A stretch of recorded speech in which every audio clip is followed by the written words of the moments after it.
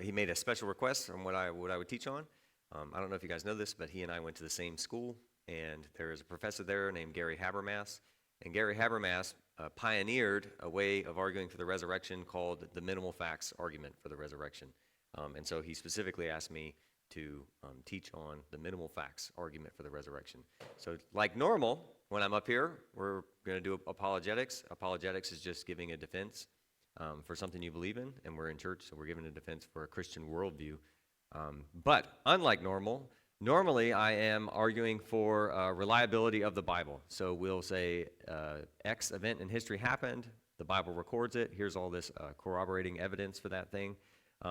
Or we're answering what someone might say is a contradiction in the Bible, and we harmonize the two things, or we look at all these different accounts and how they fit well together like puzzle pieces. That's an indication that there's truth behind it. And so those kinds of arguments are what we call reliability arguments.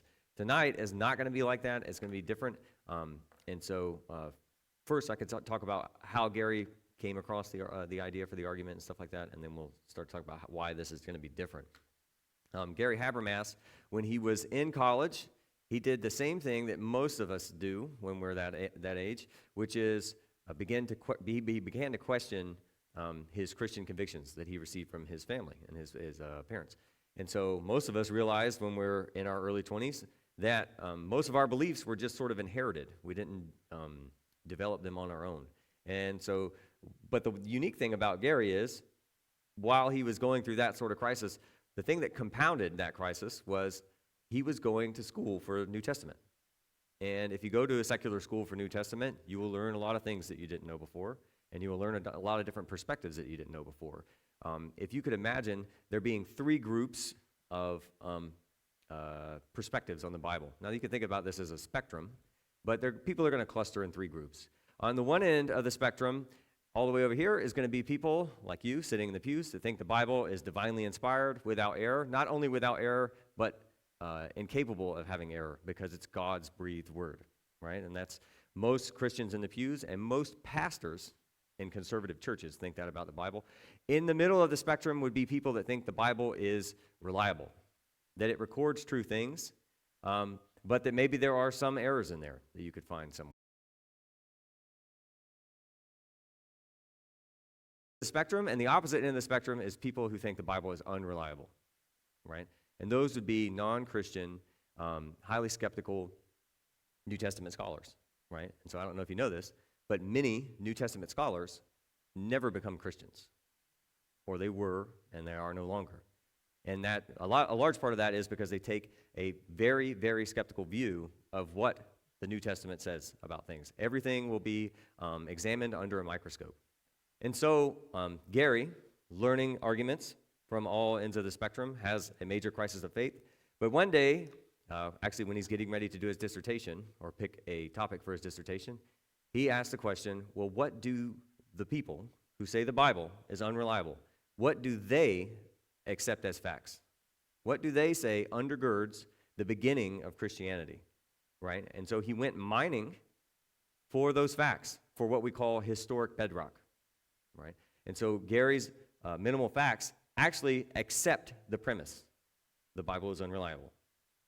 But what he does after that is say, but what facts do you admit, skeptics admit, are true? And he also asks the question, which facts are best supported by the evidence, right? So Bible and non-Bible or non-biblical sources. And so this is where the birth of what's called the minimal facts argument. And so what Gary did, criteria, 90% of historians have to affirm something as a fact for it to make the cut. Also, the fact has to have multiple sources supporting it, okay? And so unlike what we're normally doing, which is showing the Bible is reliable, right? Tonight what we're going to do is to show that the beginning of Christianity requires some facts to have happened. Some events in history had to have happened. And that is basically how the minimal facts came about, right? And so before we talk more about how he got those facts, what sort of evidences are we going to look at? Does anybody have any questions as to what we're going to do? Yeah.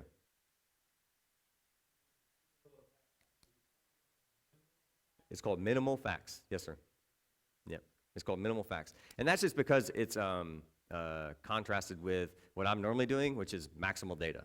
I want to show as many true things that the Bible records as possible that I can show with evidence and corroboration.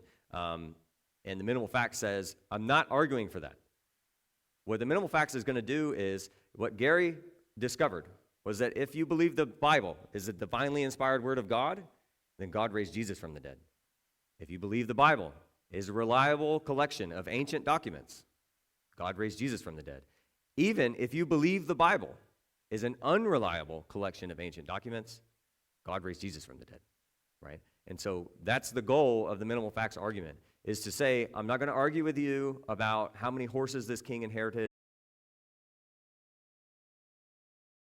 I'm not going to argue with you about contradictions about how many angels were at the tomb. I'm not going to argue with any of those things. What I want to do is say, what do the skeptics grant as true? Now, what best explains those things that they grant as true? Right? Anybody else? All right.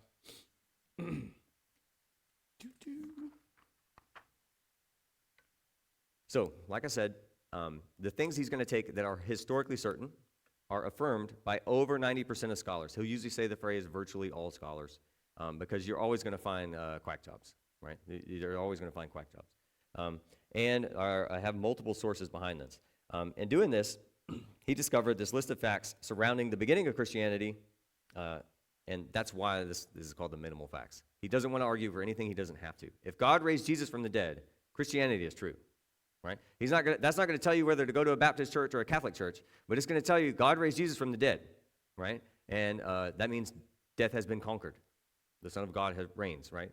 And so, anyway, the three categories we're going to look at as evidence. They're going to come from Paul, what we're going to call oral tradition, and other writings. The way to remember it is POW. Paul, oral traditions, and other writings. Now, Paul's letters are given a special category because skeptics love Paul. The reason skeptics love Paul is because he was an educated man. He was not an original part of the movement. So he comes with an outsider's perspective at the beginning. They have a lot of his writings so that you can learn his personality. He seems to be genuine and trying to tell the truth. And he gives firsthand experience. Firsthand experience. I've seen the risen Lord, right? And so when you're doing historical work, that first-hand experience is crucial. The same as doing detective work. You don't want hearsay. You want what someone actually saw, right? And so that's why Paul is given his own special category, even though it's going to overlap very much with the other ones. Now, oral tradition is mostly scholarship has found creeds embedded in the New Testament. And all the creed is an easily memorized statement or collection of statements that reads with a cadence, or it's easy to tell that it's memorizable. And we do this still with children when we teach them the ABCs, right?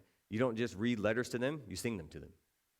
And that allows children who don't know anything about what letters are really for to memorize the entire alphabet at a young age, right? And so you can imagine if the New Testament church is mostly illiterate people, right? How do you teach them all the core doctrines of Christianity? You teach them these creeds. And we're going to go over the most, what do you want to call it? The most prominent one in the New Testament. It comes from 1 Corinthians 15, and it has a lot of flags, so you can try to spot creeds when you see them pop up in the text. But 1 Corinthians 15, I want to say 5 to 8, is like the most prominent creed found in the New Testament. And there are indicators there for that. Now, the last one is other writings. Now, other writings are just going to be relevant first century documents talking about facts. And those are going to include the other New Testament documents, so the Gospels, Acts, other letters. They're also going to include other Christian writings from the first and early second century. And then they're going to include non-Christian historical writings from the late first and early second century. And so those are given a different category from Paul because skeptics view them very skeptically, right? It's not so much like Paul. And so At no point is the minimal facts argument going to treat the Bible the way that we normally treat the Bible, which is, well, it's true because the Bible said so. And so, okay, before we start to talk about the facts, does anybody have any questions about the method we're about to use or the three categories of evidence? Yeah.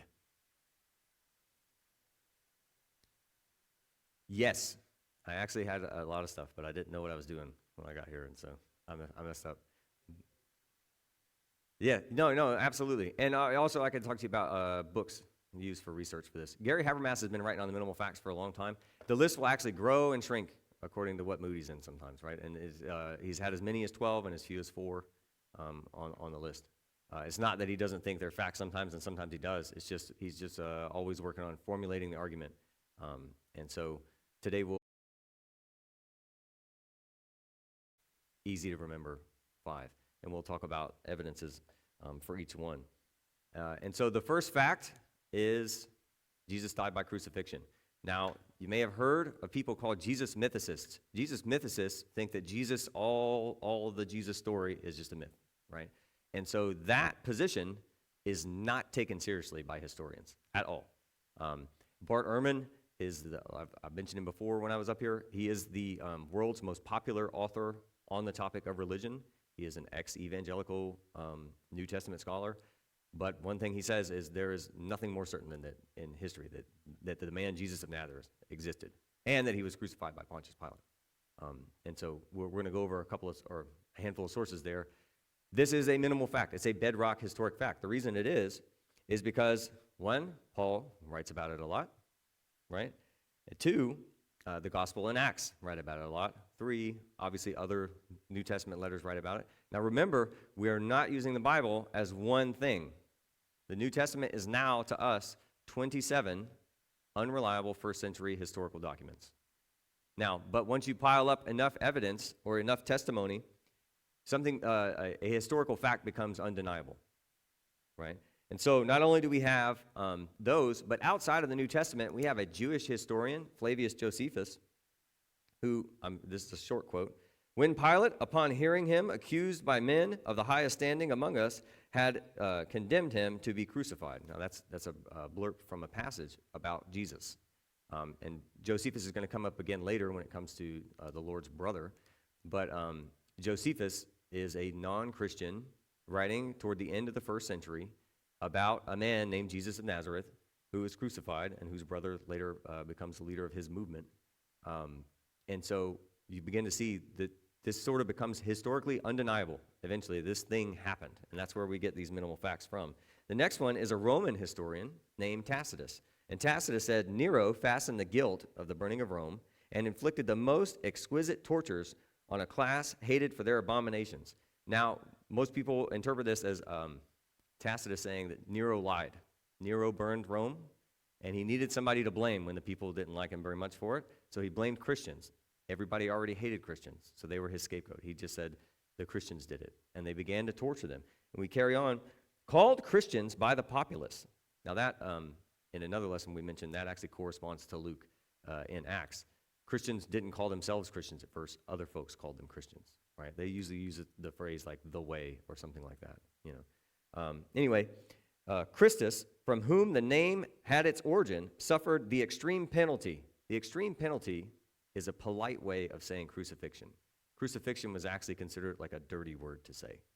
It was so terrible, so shameful that this was the polite, in polite academic conversation, you just said the extreme penalty. Christus, from whom the name had its origin, suffered the extreme penalty during the reign of Tiberius at the hands of one procurator, Pontius Pilate. Right? And so, again, that's a Roman historian confirming that fact. Lucian, a Greek writer, also says, "The Christians, you know, worship a man to this day, the distinguished personage who introduced their novel rites and was crucified on that account." Right? And so each of these serve as blocks of evidence to say, we got a wall here. You know, this is a bedrock fact that Jesus of Nazareth was crucified by Pontius Pilate. And so, does anybody have any questions on the first fact? Any questions on the first fact? All right. The next fact. Can we get up? Okay. His followers believed they saw the risen Jesus. All right. And so you'll notice already that we're using sort of neutral language. We didn't say that they saw them. They believed that they saw him. Right. And so without a doubt, this is a historical fact. The reason that is because we have Paul and some oral tradition to go off of. And this is where we're going to take a look at 1 Corinthians 15. The reason we're going to look at 1 Corinthians 15 is because you're going to see how these things are going to overlap. 1 Corinthians 15, starting in verse 3. Well, no, I think I'm actually starting before that. Now, I want to make clear for you, brothers and sisters, the gospel I preached to you, which you received, on which you have taken your stand, and by which you are saved, if you hold to the message I preached to you, unless you believed in vain.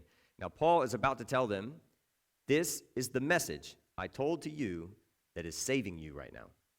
Right? So this is of the utmost importance. Now I'm reading out of the CSB, so it'll be different than the New King James that's over there. But he's about to tell them the message that he preached to them, and it's the message that is saving them right now. For I passed on to you, as of most important, what I also received.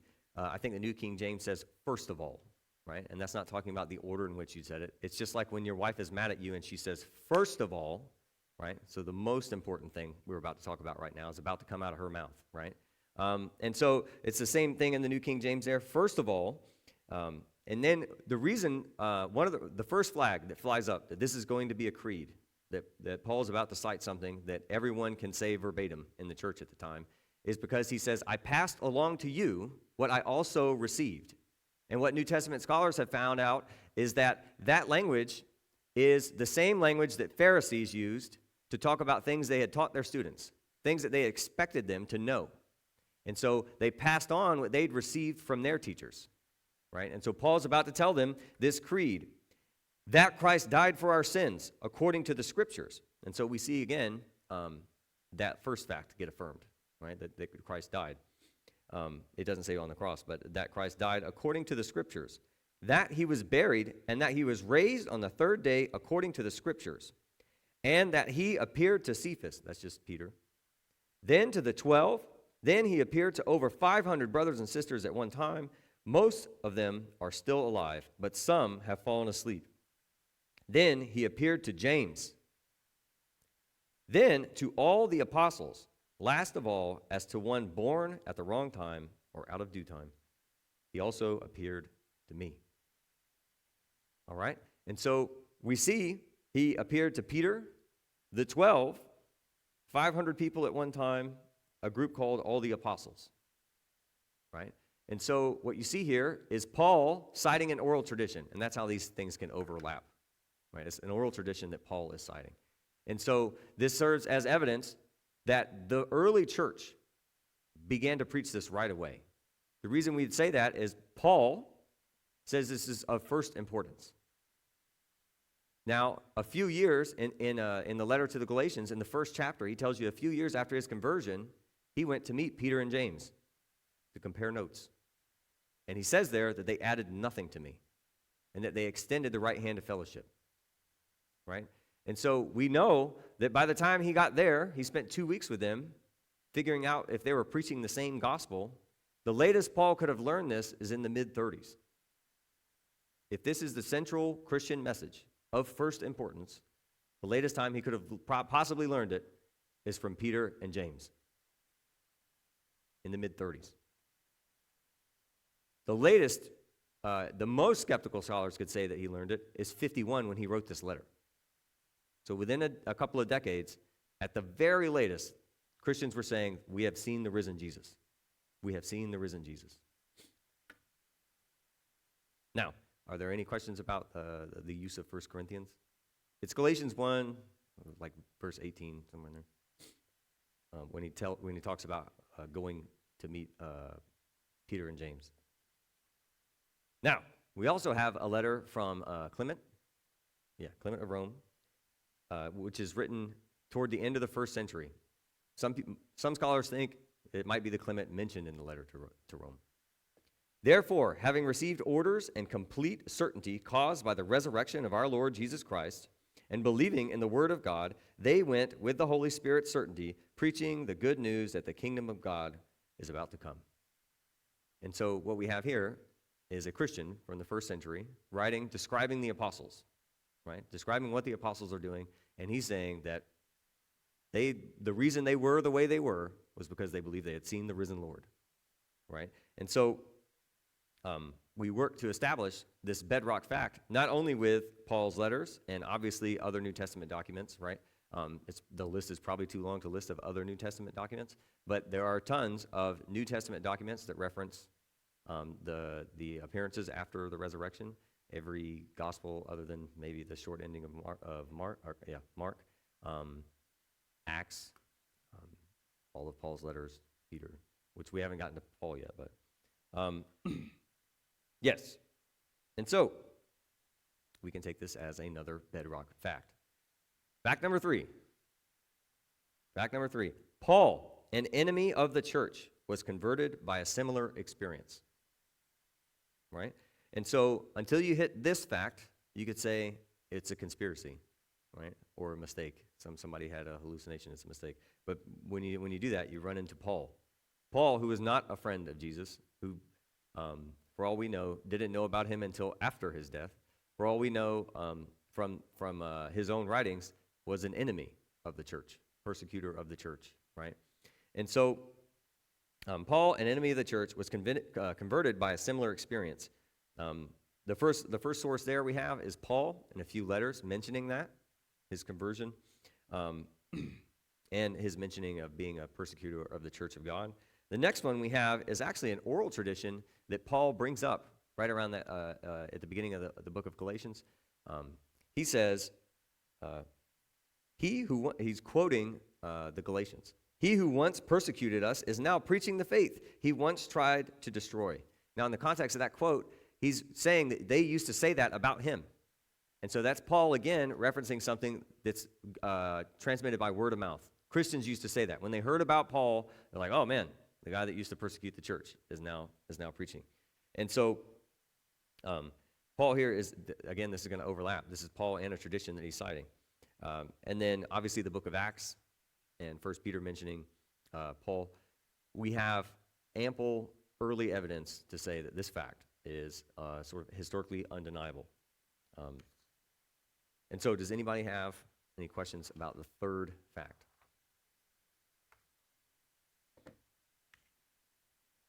So far we have Jesus crucified. His followers at the time, shortly after, say they've seen the risen Lord. And then now we have the conversion of Paul. And so the next fact number 4, is James, the Lord's brother, is converted by a similar experience. Now, we don't have as much going for James, but we do have that 1 Corinthians 15 passage, right? So what you have to do is piece together, in the Gospels, the Lord's family is not exactly supportive, right? Especially his brothers are mentioned. They're not supportive of his movement. Something happened, though, that by the time 62, 63 AD, James is martyred for being a Christian in Jerusalem. In the book of Acts, James is the leader in the church. If you want to read Acts 15 in the council, it is James who stands up and says, we're going to do the X, Y, and Z. Right? He listens to everybody talk, and then boom, it is James who does that. And so what happened in the middle? What happened from the time when Jesus is on the earth and they think he might be crazy, right? Or when they're teasing him almost, go ahead and get yourself killed, to James, the leader of the church in Jerusalem. What happens in the middle? Probably, we could say, then he appeared to James, right? And so we have the Gospel in Acts recording that story for us. We have Paul's 1 Corinthians 15. And then we have Josephus again. I don't know, you ever read stuff, but you don't say it out loud? You know what I mean? I don't know if I was ready for this. Hegesippus. That's how I'm going to say it. Hegesippus. And then Clement of Alexandria. And so those are Clement of Alexandria might be the beginning of the 2nd century. But those are a bunch of early sources saying that James, the brother of Jesus, was converted because he saw the risen Lord, his brother. And so you have to ask yourself the question, what would it take to convince you that the Lord, or that your brother was the Lord, right? Probably seeing him after he was dead. And so that is fact number 4. Does anybody have any questions about fact number 4? Oh, I put Galatians 1 up there because that's where Paul mentions that he went to Galatia and met with James, the Lord's brother. All right, fact number 5. They preached his message, his being Jesus. They preached his message in the face of persecution and were willing to die. Right? And so we have, again, Paul and oral tradition being cited. We have all the other New Testament letters that mention it, the gospel and Acts. Outside of Scripture, though, we have Polycarp writing in around the year 110. For they did not love the present age, but him who died for our benefit and for our sake was raised by God. In fact, Polycarp goes on to mention the resurrection of Jesus 5 times and how that's the motivation for the church going forward. And so in that quote, he's referencing the apostles, and he's saying, again, the same thing. They did not care about death, right? Goes on to say, because of envy and jealousy, the greatest and most righteous pillars have been persecuted and contended unto death. Let us set the good apostles before our eyes. And now he's going to list them. Peter, so these are the people that contended all the way to death. Peter, who because of unrighteous envy endured not 1 or 2, but many afflictions, having borne witness,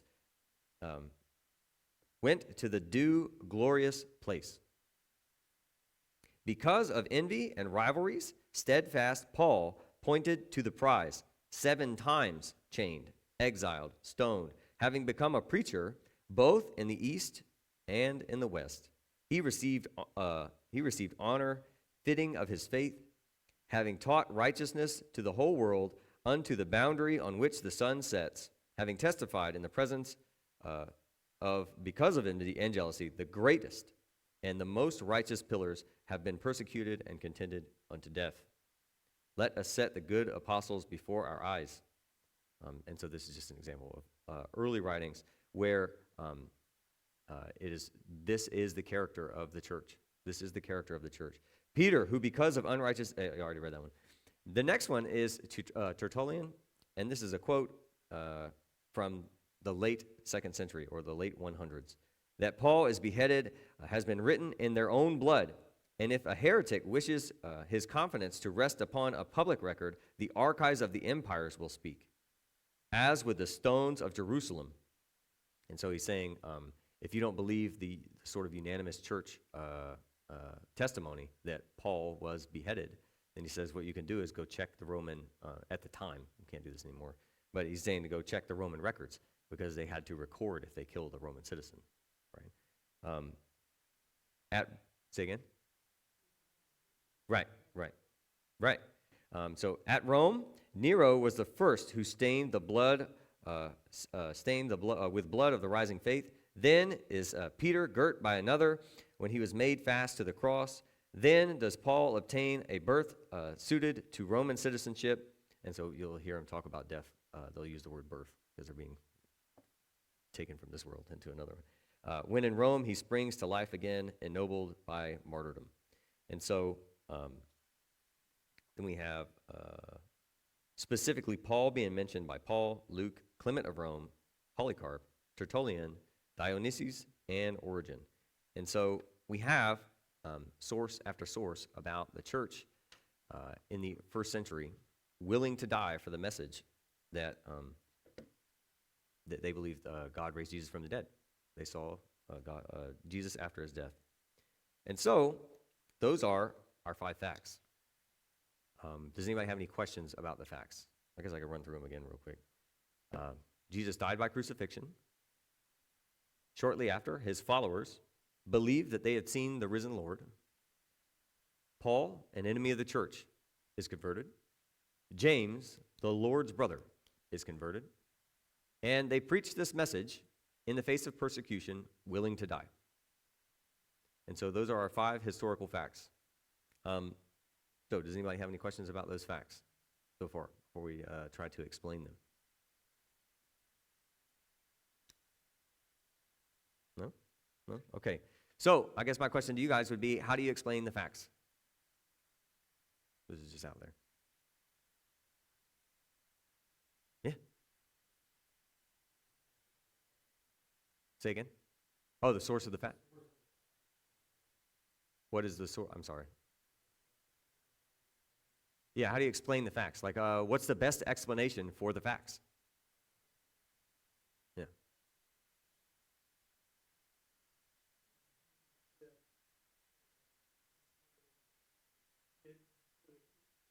Mm-hmm. Mm-hmm.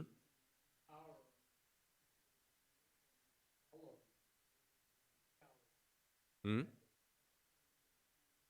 Yeah. Yeah. Sure. Yeah. Yeah. Okay. Um, yeah, there's a couple of things there. One, like the rapid explosion of the early church, the Holy Spirit coming and doing a work on people, and just a massive amounts of people converted, even though the church is being persecuted at the beginning. And the other thing is that sort of thing that you said that they were cowards. When you're doing historical work, if something's recorded that's embarrassing, it's almost always true. If it's embarrassing for the people, it's almost always true. If you write down, you have to think, if Peter is the leader of the church in the 50s and 60s, if he is who the Romans think he is, right? Bishop of bishops. And you write down he denied the Lord 3 times. You write down that the Lord told him one time, "Get behind me, Satan." You know what I mean? If you write these things down, they're embarrassing for him to stand in front of you and say, "Yeah, that happened." And it's very likely when you're doing historical work. If it's embarrassing, it's true. It's the same thing with the empty tomb. So some minimal facts arguments will use the empty tomb. And the empty tomb, the reason it's very likely to be true, regardless of how skeptical you are, is it was embarrassing that Joseph of Arimathea had to give him a tomb. Right? A member of the Sanhedrin that condemned him to death felt bad enough that he gave him a tomb. Right? And that's embarrassing because you think if you're writing this in the 50s and 60s or 70s, however late you think the Gospels are getting written, those are like enemy number one, the Sanhedrin.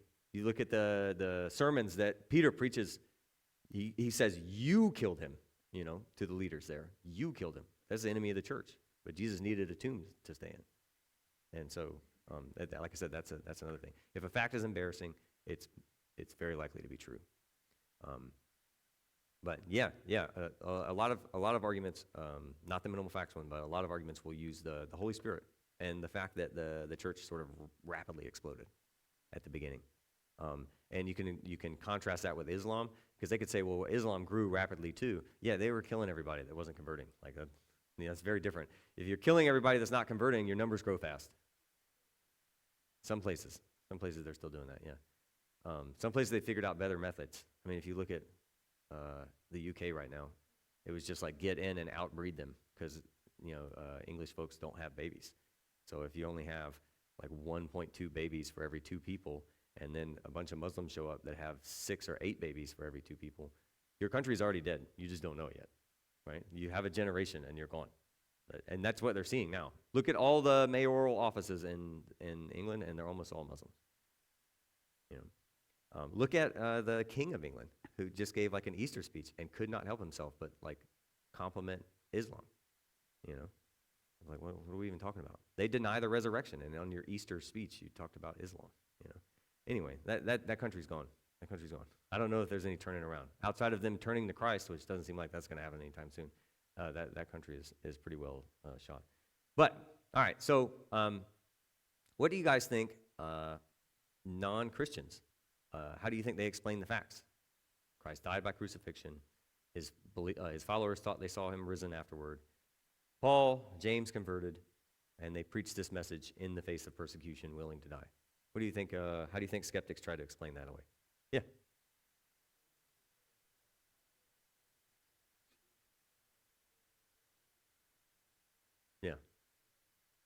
Yeah. Yeah, so I would say that doesn't explain any of these facts. I will say that, like, in different conversations, I can talk about that. Like, was he just like an apocalyptic prophet or trying to overthrow Rome, sort of like the Jews expected? But in the minimal facts, I would just give that question back and say, which fact does that explain? Okay, yeah, so you gave a reason why he got killed, and we have 4 facts left. I got 4 facts. You explain 1 fact. Yeah, and I got 4 left. Yeah, and that's what I'm saying. Any explanation we give has to explain all 5 facts. Because that doesn't explain why they saw him afterwards. And that doesn't explain why Paul would convert afterwards. That doesn't explain why his brother would be convinced that his brother is the Lord. That doesn't explain why they would preach that message in the face of persecution. And this is why the minimal facts is so powerful, because you can't throw out some Bible contradiction that you learned on the internet and say, well, what about this? Which facts does it explain? You bring them back to the facts every time. And this is why the method is controversial, because Gary accepted the premise, which most Christians are not willing to accept. Most Christians are not willing to walk over here and say, okay, even if you're right? And it's unreliable. It's just a collection of unreliable documents. Most Christians aren't willing to do that. We stay over here and we argue for reliability. Now, what that means for me is, and I don't mind doing this. I do it all the time. I can argue in circles all day long, and you still walk away not convinced. Maybe I answer 12 Bible contradictions, and you walk away and you're still agnostic or whatever, right? And so I just spun my tires all day talking to you. What Gary's method will do, if you bring up, well, how many angels were there at the tomb? What does that have to do with the 5 facts? Right? What does that have to do with the 5 facts? Because whether you say there were 1 or 2 or none or whatever, you have to explain the crucifixion, the appearances, the conversion of Paul, the conversion of James, and their willingness to preach it in the face of persecution.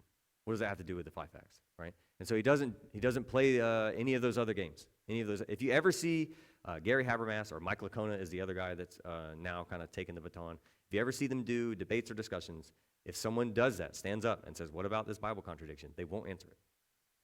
They say, books and books have been written about that, but that doesn't have anything to do with my facts, right? What's your?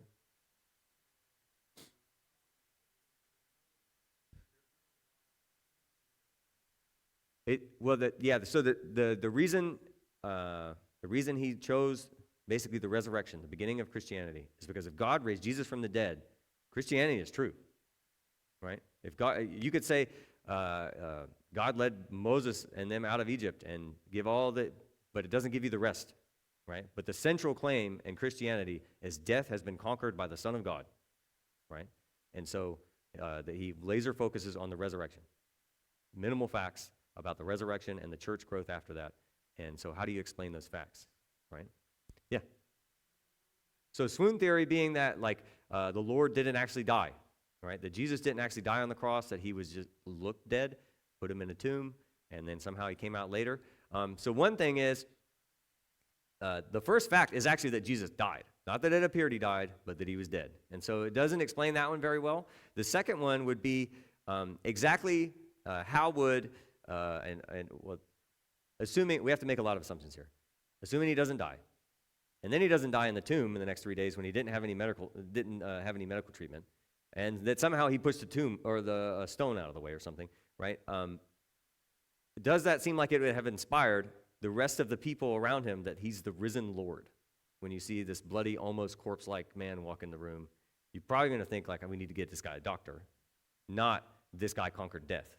You know what I mean? And so the swoon theory used to be popular, like 100 years ago, 200 years ago. It used to be really popular, but it's basically died. But mm-hmm. Yeah, yeah.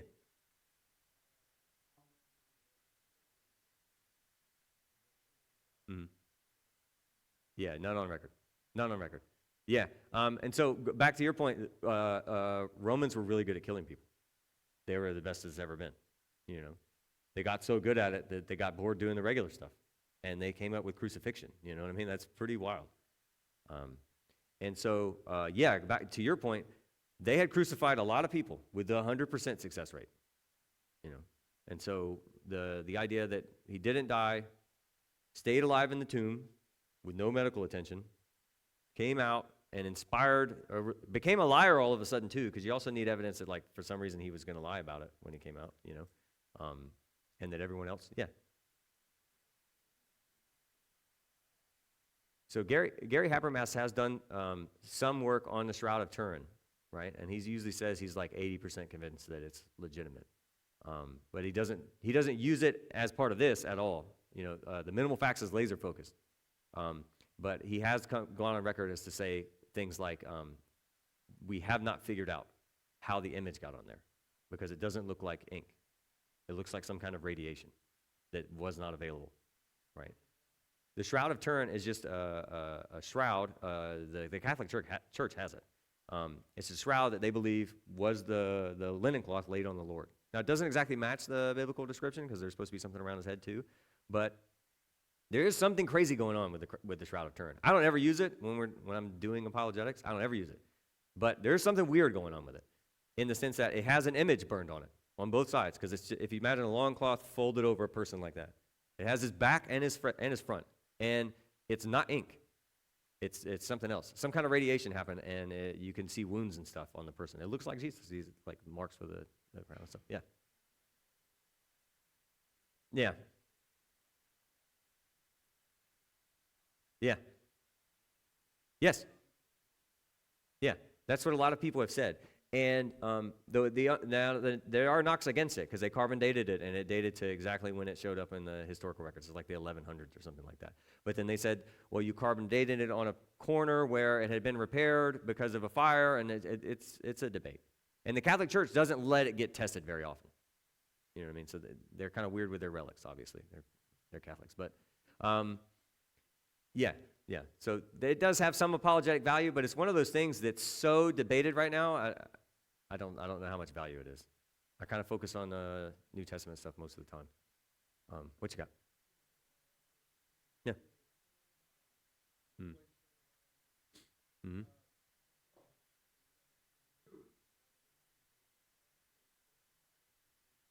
Mm-hmm. Yeah.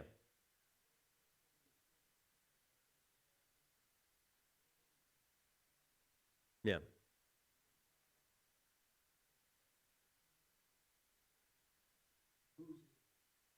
Yeah. Oh, yeah. Sure.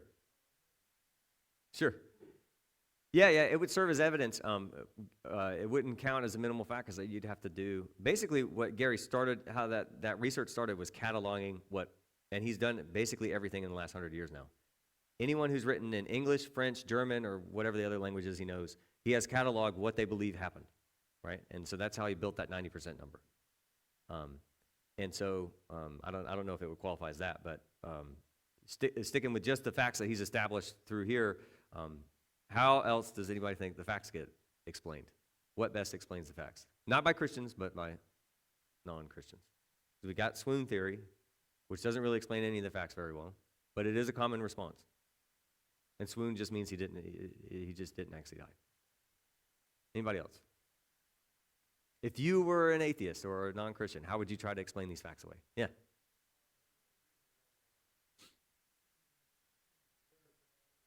Mm-hmm. Mm-hmm. Oh, I don't know. Yeah. Yeah. Yeah. How so?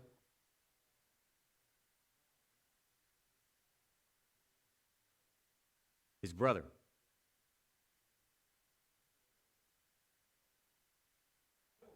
No, no. We're role playing right now.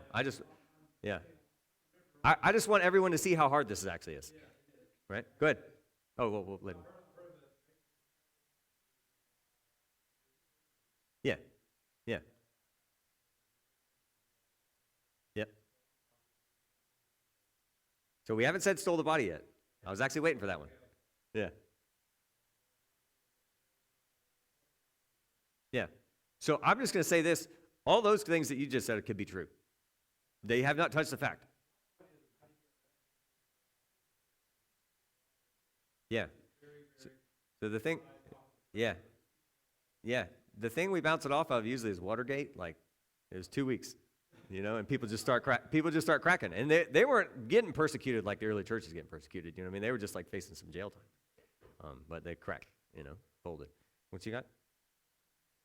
Doppelganger. So as funny as this sounds, aliens and an unknown twin brother.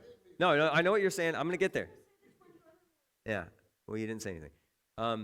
So as funny as it sounds, some critics are so desperate that was an explanation that has been offered before, is aliens and a twin brother that nobody knew about. Now, obviously, that sounds less likely than a resurrection. You know what I mean? I'm just going to say, obviously, that sounds less likely. One, you had a twin brother that James didn't know about, right? Two, you had to convince guys like Peter, who was his best friend, closest companion. Three, like, where did he go afterward? Because we believe the Lord ascended on high. You know what I mean? And so, what? So this is, I will say this, though. Yeah, and so, okay. If I was doing reliability, I would make a case. Boom, yes, there were times, but it says specifically their eyes were made not to see, right? Not that there was something wrong with him, but it was kept from them, right? So if I was doing reliability, I would go down that route and argue that. We'll wrestle on the ground about it, right? But if I'm doing minimal facts, none of that matters to me. That does not touch any of my facts. None of them, right? And so that's why this is what has been so successful in moving the needle in New Testament scholarship, meaning that it used to be predominantly non-Orthodox, like neo-Christian people that weren't actually Christians, right? They would deny all kinds of things. But since he made the argument, the needle is actually this way, the majority of New Testament scholars right now are Christians, right? It's a slight majority, but it's a majority, right? And so this is why I keep going back to the fact. Go back to the 5 facts. And sometimes it's 6, and sometimes it's 4, but go back to the 5 facts. And most of the things, they don't even touch the facts. Now, you got one good, that they stole the body. Okay, so maybe he did die. And then they stole the body, and they made up this story. The thing about lying is, you lie to get out of trouble most of the time. You know what I mean? Or you lie to get something. So you have to ask the question. This is what we do with Joseph Smith, right, in the Mormon church. With Mormonism is true. Well, a lot of weird things are true. But the fact is, he got something out of it. He got a huge cult following. He got a lot of money. He got a lot of influence. He got, obviously, tons of wives. And when you ask the question, why would they do that when they just got ostracized by the people around them? You know what I mean? When the Jews now that at least used to be your people aren't your people anymore, and the Romans that already hated you hate you more because you're just causing conflict. When people refuse to do business with you, I have to tell the teenagers this all the time, but if people refuse to do business with you back then, that's a death sentence. If you're a grain farmer, you need other stuff to stay alive. You know what I mean? You have to be able to trade and barter with people, and people just won't do that. And so the idea that they stole the body and made it up, one, it fails right away on their sort of sincerity of believing that they preached his message in the face of persecution, willing to die. But also, it doesn't account for James or Paul at all. They're not members of the original movement, right? They're converted later. And the earliest source we have says the reason that happened was because he appeared to James. And then last of all, he appeared to Paul, right? And so most of the responses you're going to get, the point I want to drive home is most of the responses you're going to get are going to fly right by the facts. They might be interesting to talk about. Obviously, I've gotten up here and talked about a lot of them. But they're not going to hit your minimal facts. So, yeah. Right, yeah. Caiaphas, everyone was right, For, a couple days, they probably were thinking, like, hey, we were wrong about this. Obviously, Friday to Sunday, Friday to Sunday.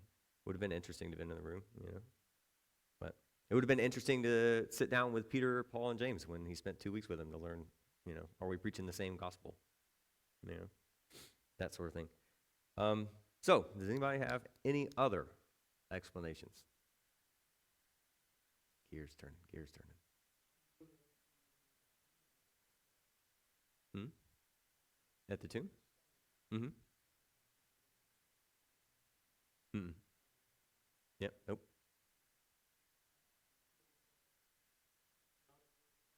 Mm-hmm. It is in the Bible. And so if you're in this group over here that I stood over here and said earlier, if you're over here, it's in the Bible. That thing happened, right? If you're in the middle over here, you're saying it's reliable. You're going to say, oh, one account says one angel, one says two.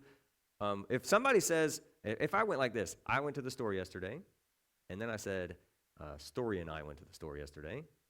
I didn't tell you two different things, right? I told you more information the second time than I told you the first time, right?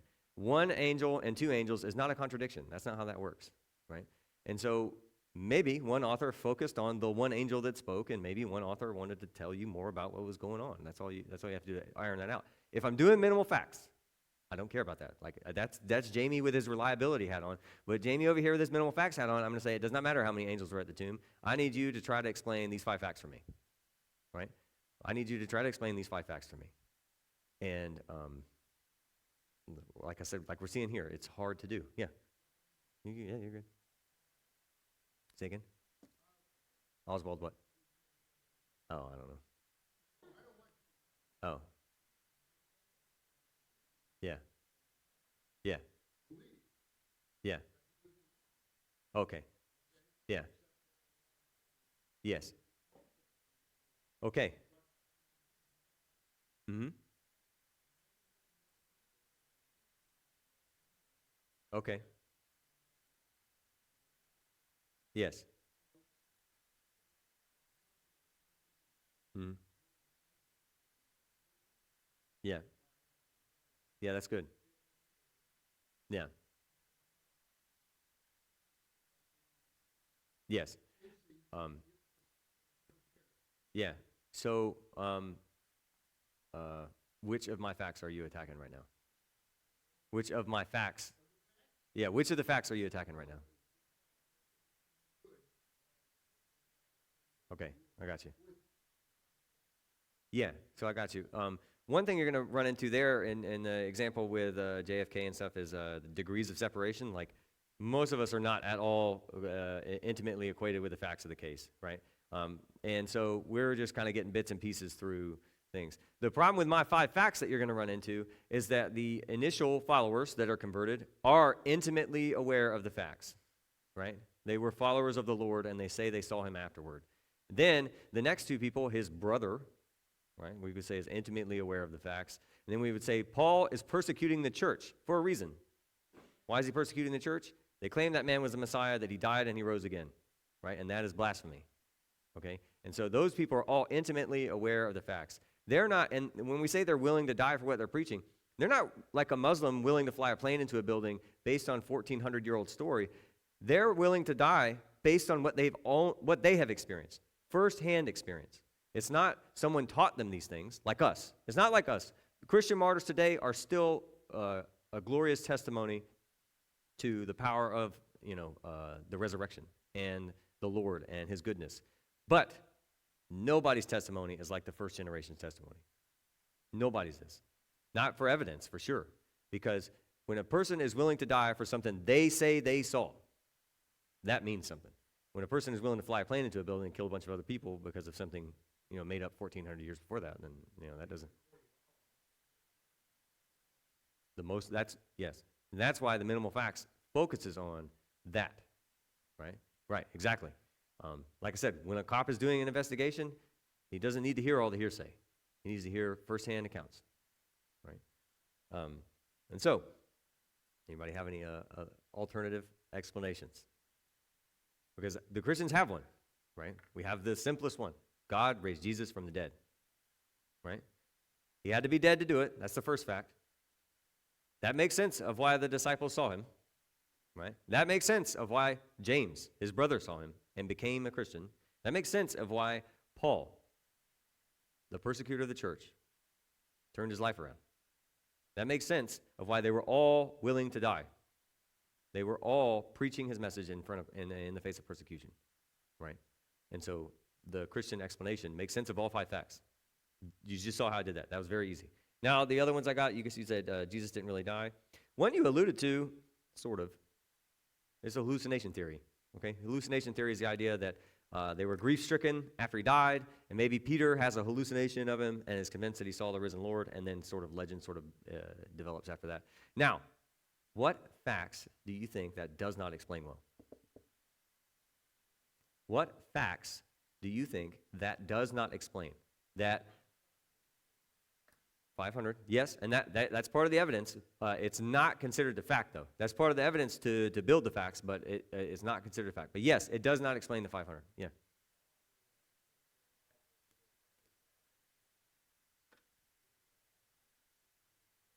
Mm-hmm. Yeah. Yeah. Oh, yeah. See, there you go. So that's the thing. But some of the evidences that we use to establish the facts, it's not going to explain very well. But specifically, out of the 5 facts, which one doesn't explain? Which ones aren't explained well? Yeah.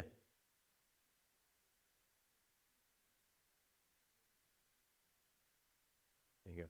You can't share hallucinations. If we all did mushrooms together, we're not all tripping the same, right? That's just not how it works.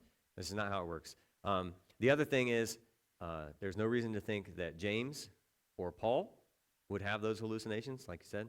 There's also no reason to think that the initial getting off the ground works, meaning that if they all did have their own personal hallucinations, and then they all like convened and said, "Yep, this is the thing." The problem is we have a lot of evidence around hallucinations, and they never work that way.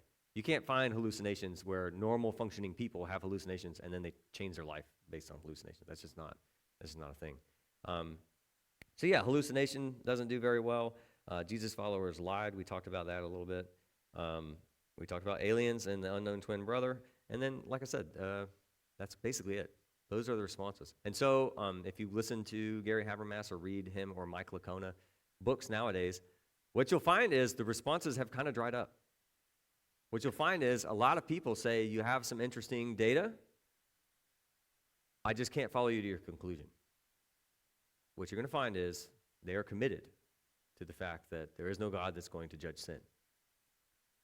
They're committed to the idea that the natural world is all there is. Physical things are all there are, right? And so you can read the books for yourself. You can watch Gary Habermas give lectures. But generally speaking, nowadays, the responses to him and the minimal facts are, that's some interesting information, but they will refuse to try to explain the facts because they know they're backed into a corner. So, yeah. And that's the minimal facts case for the resurrection. I know it wasn't the typical Bible study for Wednesday nights, but I hope you learned something, Do we have any questions about the minimal facts before we're done? Yeah.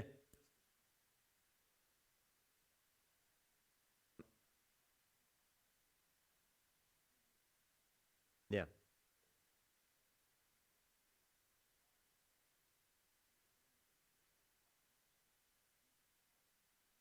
Mm-hmm. Mm-hmm.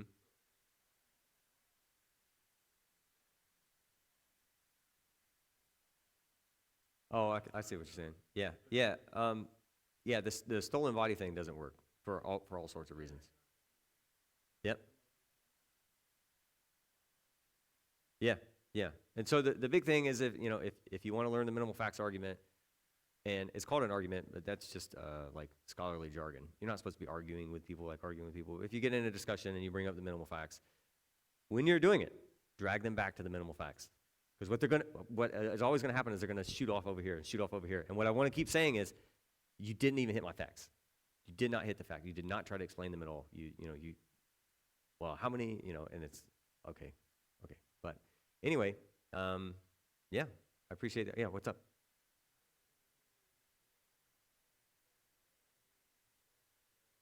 Yeah.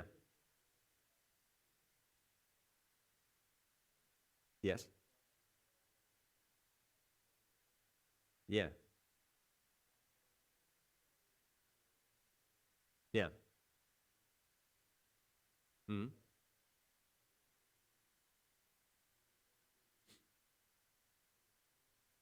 Mm-hmm. Mm-hmm. Yeah. So most of the time, this is a misconception about debates. most of the time in the debate is for the people in the audience, right?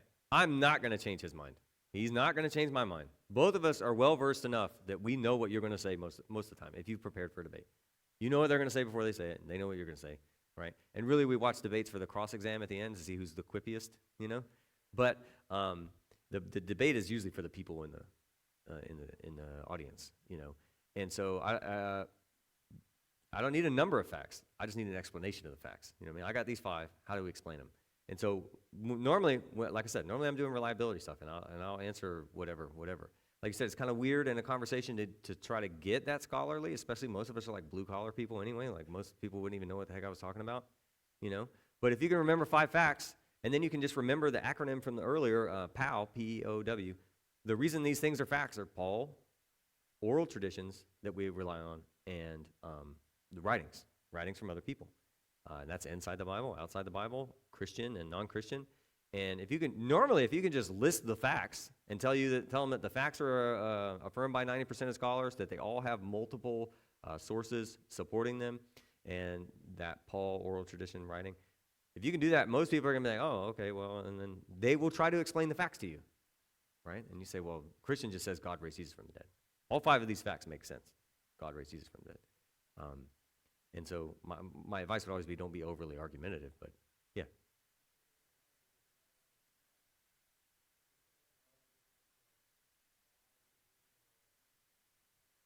Mm-hmm.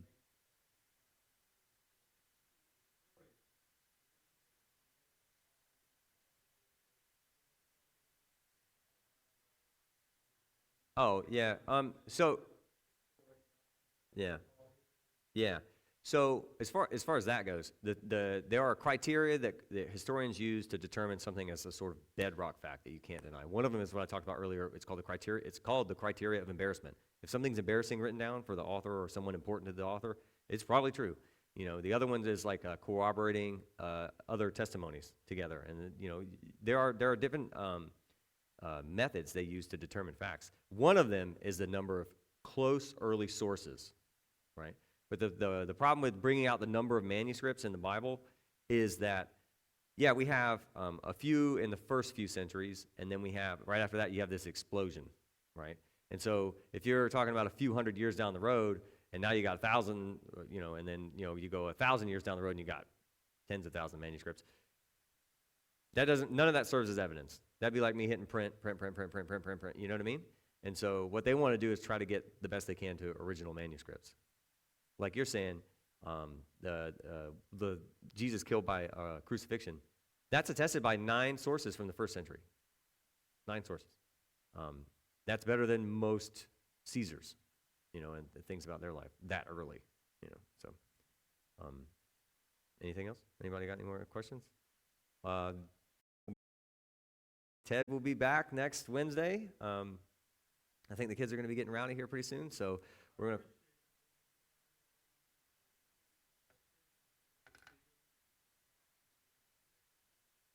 Yeah, yeah. No, not at all. Yeah,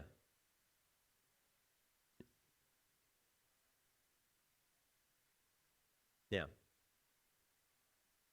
yeah, yeah. I do, like, everyone should know that it is not your job to convert people. You know what I mean? The Holy Spirit convicts of sin, the Son draws all men to himself. Like, it is not your job to convert people. Um, as an apologist, usually the way we'll say it is we're removing obstacles, but the faith thing is on you, you know, the belief thing is on you. So um, could remove an obstacle if somebody came and said something, and I have this problem with the Bible, and maybe I could explain it in a way that made sense. But at the end of the day, I don't convert anybody, you know. But yes, I appreciate that. Yeah, yeah. So yeah, no, I appreciate it. Anyway, we'll close in a word of prayer, and then we'll be dismissed. Heavenly Father, we come to you in the name of your risen Son and the help of your Spirit. Thank you for the resurrection and the freedom to talk with those around us about the resurrection. I pray that you use this week as an opportunity for everyone in here